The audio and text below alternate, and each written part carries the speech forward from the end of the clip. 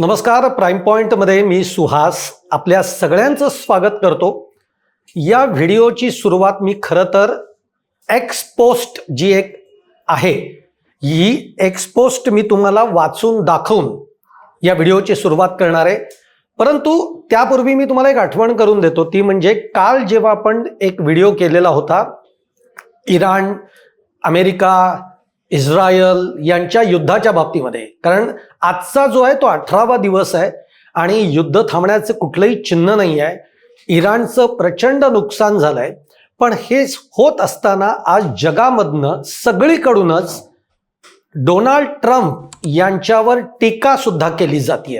कारण जसजसं हे युद्ध लांबतंय तसतसं जगाची चिंता वाढली आहे, अनेक देशांची चिंता वाढली आहे, अर्थव्यवस्थेवर परिणाम होतोय, त्यांच्या कच्च्या मालांवर, गॅसवर, ऑइलवर, या सगळ्यावरच परिणाम व्हायला लागलाय आणि हे युद्ध अजून थांबण्याचं नाव घेत नाहीये.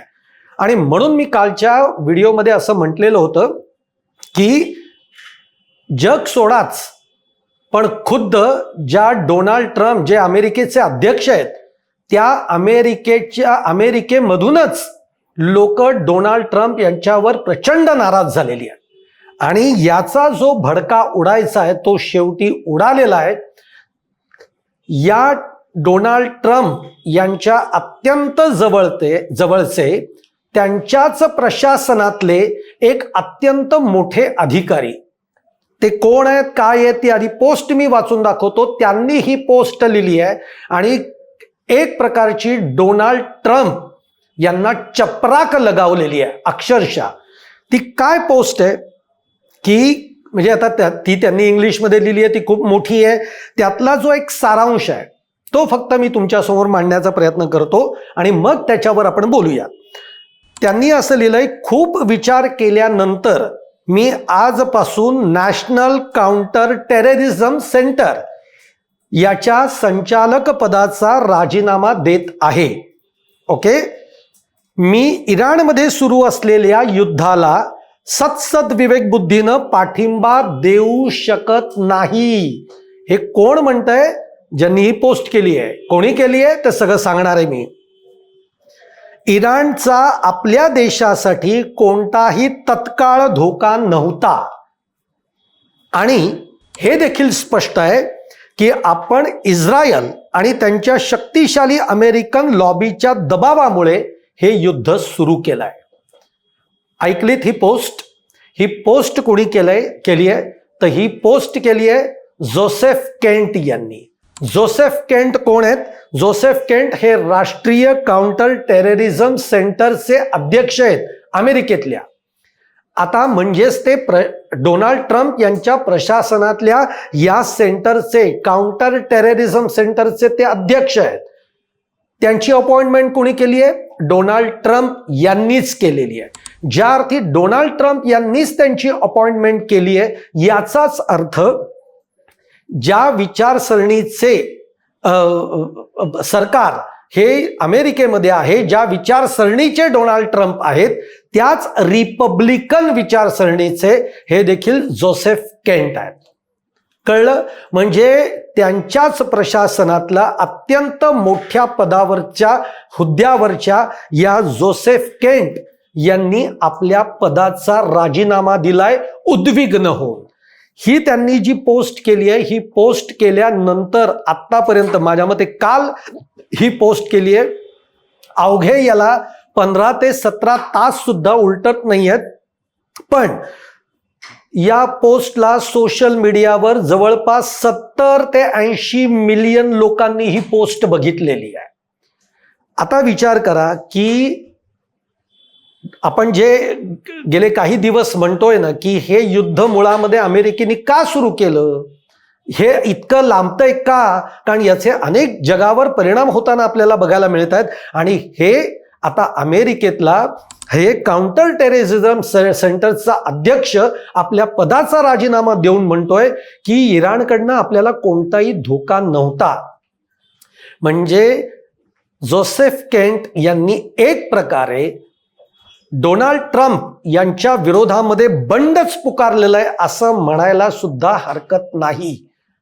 म्हणजे जे आतापर्यंत काही अमेरिकन जनता असं म्हणत होती की डोनाल्ड ट्रम्प हे चुकतायत, तो आवाज खरा आहे हे दाखवून आता जोसेफ केंट यांच्या या पोस्टनी हे दाखवून दिलंय, हे सिद्ध केलेलं आहे. आता तुम्हाला सांगतो की या पोस्टमुळे नेमकं काय काय झालेलं आहे. या पोस्टमुळे मुळात डोनाल्ड ट्रम्प हे एकदम एक्सपोज झालेले आहेत, म्हणजे उघडे पडलेले आहेत. का पडले ते उघडे? तर मुळामध्ये मी कालही व्हिडिओमध्ये म्हटलं होतं की इस्रायल आणि इराण यांच्यातलं युद्ध किंवा इस्रायलनं इराणवर युद्ध पुकारणं आपण समजू शकतो. का समजू शकतो? इराणच्या विषयी आज सहानुभूती आहे. इराण हा आपला अगदी पारंपरिक मित्र राहिलेला आहे. आज आपल्याकडे जे काही तेल येतं, गॅस येतो, तो सगळा या मार्गातनं इराणच्या इथनंच येतो. हे सगळं जरी खरं असलं तरी इराणही काही फार धुतल्या तांदळाचा आहे का? असंही नाहीये. आज इराण सुद्धा अनेक दहशतवादी संघटनांना तो पाठबळ देतोय. पण तो कुणाच्या याच्यामध्ये देतोय? तर तो इस्रायलच्या विरोधामध्ये जे जे काही लोक आहेत त्यांच्या बाबतीमध्ये इराण सपोर्टिव्ह भूमिका बजावतोय.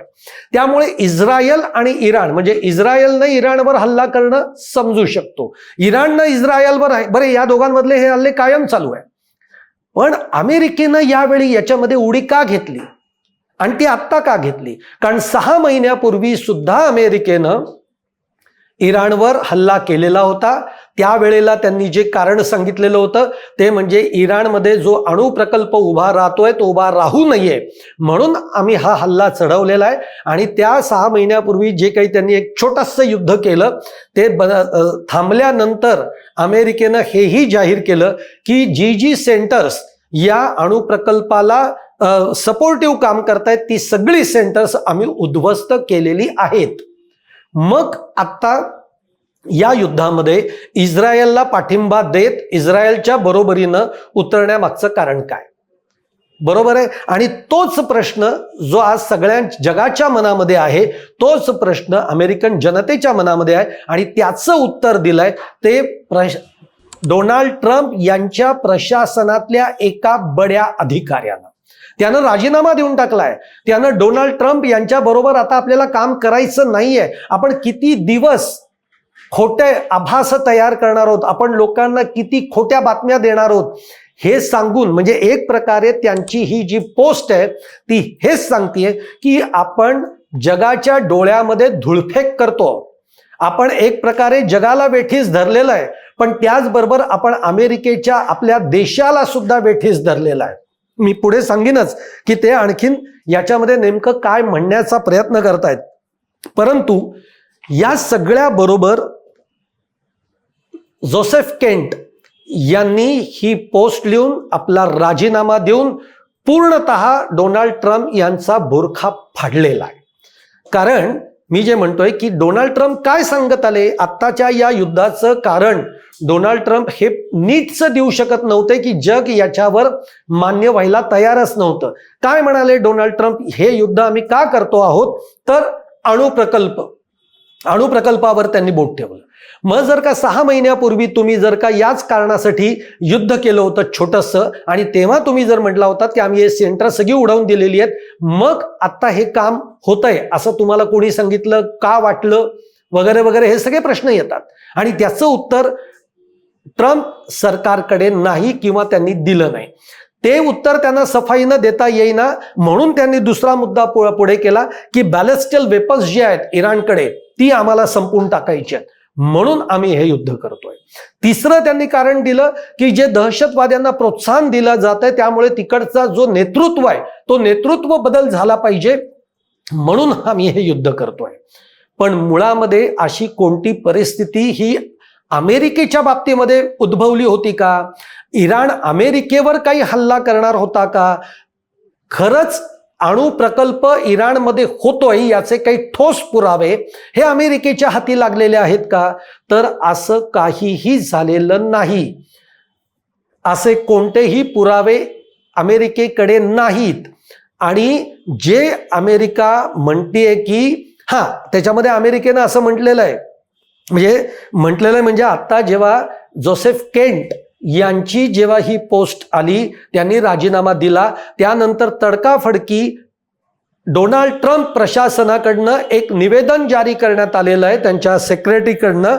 त्या निवेदनामध्ये ते असं म्हणतायत की त्यांनी जो खुलासा केलाय व्हाईट हाऊसकडून झालेला आहे त्याच्यामध्ये ते असं म्हणतायत की इराण हा दहशतवाद्याला खतपाणी घालणारा देश आहे. तो अमेरिकेवर हल्ला चढवणार होता याचे काही फोटोज, याचे काही पुरावे हे डोनाल्ड ट्रम्प सरकारकडे आहेत. मग ते समोर आणलेत आतापर्यंत तर अजिबात नाही. बरं, आज या जोसेफ केंट यांनी प्रसार माध्यमांवर सुद्धा टीका केलेली आहे. कारण जे व्हाईट हाऊसकडनं जो खुलासा आला ना की अमेरिकेवर हल्ला केला जाणार होता, त्यानंतर ते दहशतवादाला प्रोत्साहन देता आहेत वगैरे वगैरे, या बाबतीमध्ये कुठेही अमेरिकन माध्यमांनी डोनाल्ड ट्रम्प सरकारला पुरावे समोर करा याची मागणी केली नाही. उलट या युद्धाला आणखीन कशा पद्धतीने काय म्हणतात प्रोत्साहित करता येईल, त्याच्यामध्ये तेल ओतता येईल अशा पद्धतीचं काम हे अमेरिकन मीडियाने केलंय असं जोसेफ केंट म्हणतो. आणि खरंच आहे, मीडिया कधी कधी ज्या पद्धतीचा रोल अशा अत्यंत संवेदनशील बातम्यांमध्ये घटनांमध्ये जेव्हा बजावतो, आपल्याकडे सुद्धा हे चित्र दिसतं. आणि आपण अनेक वेळा म्हणतो की खरंच ही परिस्थिती आहे का माध्यमं एवढं करून दाखवत आहेत. तर माध्यमं आपल्या TRP साठी ज्या पद्धतीने त्याच्यामध्ये एक माल मसाला टाकतात आणि जे खपतंय ते खपवण्यासाठी, त्या सरकारची बाजू रेटून धरण्यासाठी म्हणून ज्या बातम्या तयार केल्या जातात, ज्याला आपण नॅरेटिव्ह म्हणतो आपल्या इथे, तशा पद्धतीचा प्रकार हा अमेरिकन प्रसार माध्यमांनी केलाय असा थेट आरोप जोसेफ केंट यांनी सुद्धा केलेला आहे. एक लक्षात घ्या, त्याच्यामध्ये जोसेफ केंट असं म्हणतात की हे युद्ध जे म्हणजे अशी परिस्थिती कुठली होती का, इराणवर आत्ता हल्ला करण्यासारखं इराणनी काही केलं होतं का अमेरिकेच्या बाबतीत, तर नाही. तर मग याच्यामध्ये ते असं पुढे म्हणतात की इस्रायल आणि अमेरिकेतल्या ज्या लॉबी आहेत, ज्या ज्यू लॉबी आहेत, त्यांच्या दबावामुळे हे सगळं युद्ध अमेरिकेने डोनाल्ड ट्रम्प सरकारने घडवलेलं आहे. या युद्धामध्ये त्यांनी भाग घेतला, हे युद्ध त्यांनी मोठं केलेलं आहे. आता हा सगळा जो प्रकार आहे, एक लक्षात घ्या की अमेरिकेमध्ये सुद्धा ज्यू लॉबी ही प्रचंड मोठ्या संख्येनं कार्यरत आहे, हे आपल्या सगळ्यांना माहिती आहे. अमेरिका आणि इस्रायल यांचे जे काही आतापर्यंतचे संबंध तेही माहिती आहेत. पण एका देशाला अशा पद्धतीने सपोर्ट करण्यासाठी आपण इराण सारख्या एका देशावर हल्ला करणं, या हल्ल्यातनं त्याचे परिणाम काय होतील याचा विचार सुद्धा डोनाल्ड ट्रम्प यांनी कुठेही केला नाही. आणि आज हे युद्ध आता थांबवत नाही अशी स्थिती आहे. म्हणजे अमेरिकेला हे थांबवायचं आहे, डोनाल्ड ट्रम्प यांना थांबवायचं आहे. का थांबवायचं आहे तर अंदाज त्यांना ते अडचणीत आलेत, त्यांना कळेन असं झालंय की आता आपण नेमकं करायचं काय, ही स्थिती आली आहे. कारण अमेरिकेला असं वाटलं होतं पहिल्या 2 ते 3 दिवसामध्ये हे युद्ध आपण लढू, जे काही आपल्याला टार्गेट सेट करायचे ते टार्गेट सेट करून टाकू, ती मोडूत काढून टाकू, टार्गेटवर हल्ले करू आणि 2 ते 3 दिवसामध्ये युद्ध संपवू. पण इराण चिवट निघाला. इराण आता मागे हटायला तयार नाहीये. आता इराण इस्रायलवर सुद्धा आणि अमेरिकेतली जिथे जिथे आखातामधली तळी आहेत, या तळांवर इराण सातत्याने हल्ला करतोय. त्याचबरोबर तो आखाती देशांवर सुद्धा हल्ला करतोय. याची अनेक वेगवेगळी कारणे आहेत, त्या कारणांमध्ये आपण जाऊयात नको. पण हा जो सगळा ट्रम्प यांचा बुरखा फाडण्याचं काम जर कोणी केलंय तर ते अमेरिकेतल्याच ट्रम्प यांच्या प्रशासनातल्याच आणि ट्रम्प यांच्या अत्यंत जवळच्या अधिकाऱ्यानं प्रशासकीय आपल्या अध्यक्षपदाचा राजीनामा देत त्यांनी डोनाल्ड ट्रम्प यांच्या एकूणच ज्याला आपण म्हणतो ना की युद्ध का करायचं या तर्कालाच छेद देणारी टीका किंवा ही पोस्ट देऊन त्यांनी राजीनामा दिलेला आहे. तुम्ही कोणता तर्क या जगाला सांगताय? आज जोसेफ केंट असं म्हणतायत की या माणसाने अमेरिकेच्या लोकांचं नुकसान केलंय, सैनिकांचं नुकसान केलंय आणि इथल्या संपत्तीचंही हा नुकसान करत चाललेला आहे. इतक्या पद्धतीने जोसेफ केंट यांनी डोनाल्ड ट्रम्प यांच्यावर टीका केलेली आहे. आता मी जसं म्हटलं की व्हाईट हाऊस प्रशासनाकडनं याचं हे सगळं आलेलं आहे, परंतु इतकी किंमत आज अमेरिकेमध्ये सुद्धा मोजायला लागतेय. आज अमेरिकेची स्थिती सुद्धा काही फारशी चांगली आहे या युद्धानंतर असं नाही. जी स्थिती आज जगामध्ये आपण बघतो आहोत, अनेक जे छोटे छोटे देश आहेत ते तर खूप होरपळून निघालेले आहेत, पण अमेरिकेसारख्या बलाढ्य देशाला सुद्धा आज आर्थिकदृष्ट्या याची किंमत मोजावी लागते आणि तिथले नागरिक म्हणून संतप्त झालेले आहेत. पण याचबरोबर की कोणतंही ठोस कारण नाही, कोणताही आपला अजेंडा नाही, आपल्या मनात आलं. हा जो ट्रम्प यांचा हट्टीपणा आहे, या हट्टीपणाला कंटाळून आणि कोणताही तर्क नसताना, कोणतंही उद्दिष्ट नसताना आपण इराणवर हल्ला चढवून बसलेलो आहोत, की जे आता आपल्यासाठी, आपल्या देशासाठी नुकसानीचं ठरतंय. हेच जोसेफ केंट हे आपल्या या राजीनामा पत्रातनं मांडण्याचा, सांगण्याचा प्रयत्न करतायत. आणि म्हणूनच आता या सगळ्या गोष्टींना सुरुवात झाली आहे अमेरिकेमध्ये असं म्हणायला हरकत नाही. हा एक प्रकारचा त्यांनी बंडच केलेला आहे असंही म्हणायला हरकत नाही. आणि आता याचा वणवा हा निश्चित पेटू शकेल आणि लोकांमध्ये, प्रसारमाध्यमांमध्ये, मी प्रसारमाध्यमांचं मगाशी जे म्हटलं, आता प्रसारमाध्यमं असं म्हणायला लागलेली आहेत की या युद्धाची झळ ही अमेरिकेला बसतीये. हे आज तिथल्या प्रसारमाध्यमांमध्ये छापून यायला लागलाय. म्हणजे जोसेफ केंट यांचा राजीनामा हा अमेरिकेमध्ये डोनाल्ड ट्रम्प सरकारच्या विरोधामध्ये आता वणवा पेटवणार का, हेच बघणं या निमित्ताने आपल्याला बघावं लागेल. कारण इतर मित्र देशांनी सुद्धा अमेरिकेला मदत करण्याला स्पष्ट शब्दामध्ये नकार दिलेला आहे. त्यामुळे आता याच्या पुढच्या काळामध्ये नेमकं काय होतंय, युद्ध थांबतंय का, डोनाल्ड ट्रम्प यांना थोडी तरी या बाबतीमध्ये अक्कल येती आहे का, असंच म्हणावं लागेल आपल्याला. जरी ते एका देशाचे राष्ट्राध्यक्ष असले तरीही दुर्दैवाने ही म्हणण्याची वेळ आलेली आहे. त्यामुळे हे युद्ध थांबण्याच्या दृष्टीनं, दिशेनं काही निश्चित आगामी काळामध्ये पावलं पडतायत का? कारण जोसेफ केंट यांचा राजीनामा हा डोनाल्ड ट्रम्प यांच्या सरकारला परवडणारा असणार नाही. मी माझ्या व्हिडिओमध्ये इथेच थांबतोय, पण तुम्हाला व्हिडिओ आवडला असेल तर लाईक करा, शेअर करा, चॅनल सबस्क्राईब करायला विसरू नका आणि तुमच्या देखील कमेंट या कमेंट बॉक्समध्ये जरूर टाका. धन्यवाद.